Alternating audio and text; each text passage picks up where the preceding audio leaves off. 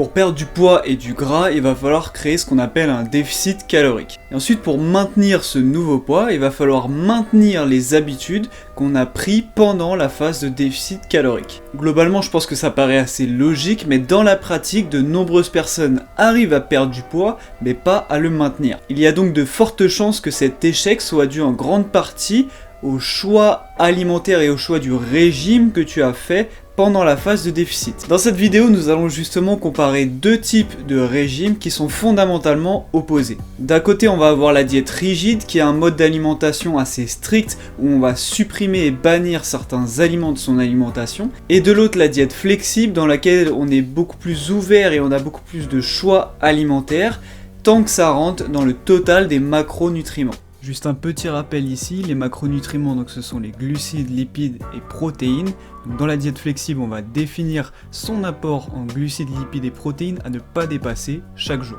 Juste avant de rentrer dans le détail, pense à t'abonner, activer la cloche de notification pour ne pas louper les prochaines vidéos et pour soutenir la chaîne. La première chose que toi et moi avons envie de savoir, c'est est-ce que l'une des deux diètes est plus efficace que l'autre pour perdre du poids? Dans une étude menée chez des athlètes entraînés, on a justement comparé ces deux régimes pendant 10 semaines. Chaque groupe avait le même déficit calorique qui faisait environ 20%. Les résultats n'ont montré aucune différence significative pendant ces 10 semaines, que ce soit sur la perte de poids, la perte de gras, ou le maintien de la masse musculaire. On pourrait donc en conclure que aucune de ces deux approches n'est supérieure lorsqu'on cherche à perdre du poids. Cependant, l'approche flexible me paraît quand même plus intéressante parce qu'on est obligé de contrôler son alimentation et de contrôler notre teneur en macronutriments et de ce fait avoir une vision plus précise sur l'application de son déficit calorique. Sur du court comme sur du long terme, ce type de comportement présentera sûrement plus de bénéfices dans un objectif de perte de poids,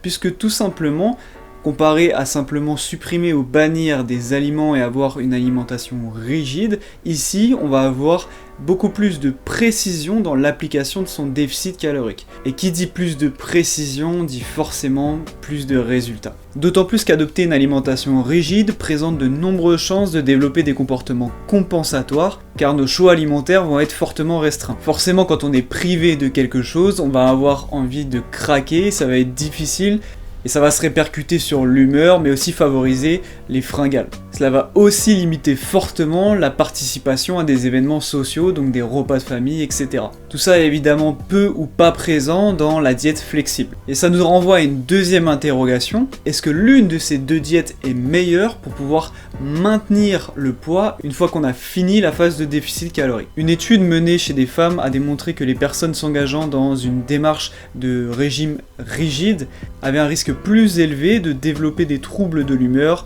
des troubles de l'alimentation et un intérêt excessif pour leur physique. C'est un ensemble de choses qu'on veut à tout prix éviter lorsqu'on est dans une démarche de perte de poids. Ensuite, il paraît assez logique que maintenir des habitudes alimentaires strictes sera beaucoup plus difficile sur du long terme plutôt qu'être dans une démarche flexible. Plus un régime est difficile à suivre, plus il sera difficile pour la personne d'adhérer au régime, et ça sur du long terme, ça va se dégrader au fil des semaines et ça va amener forcément des comportements compensatoires, comme par exemple des envies compulsives de manger sucré ou gras. La diète flexible prend donc l'avantage sur ces points. Tu l'as compris, la diète flexible paraît tout indiquer lorsqu'on cherche à perdre du poids. Néanmoins, pour que cela soit vraiment efficace, il faut bien réaliser cette diète. Être flexible ne veut pas dire oublier les fondamentaux d'une alimentation équilibrée. La fameuse règle du 80% de l'alimentation propre et 20% de l'alimentation pour le plaisir est très importante. Si tu n'optimises pas ton alimentation et adoptes une alimentation saine et équilibrée,